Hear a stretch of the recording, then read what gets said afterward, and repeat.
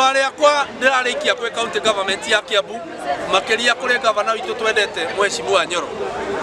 agaria kurothereria maundu makonie health na makiria merimu tondu ni mandu aitu ni marathie thibitari ta mahinda maya thibitari citu itire na dawa thibitari ciothe citire na dawa mundu arathie agatumũnja akagure dawa chemist tukamuria we na thirikari yake na CEO wa Ministry of Health kana Minister wa Health thini wa Kiambu County marothereria muno tondu andu ni ahinyerereku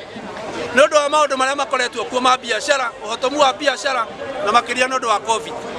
mone uria megutwikirira dawa thini wa mathibitari maitu madagitari mekuo manathi mekuo morire mekuo magukomwo no dawa gutire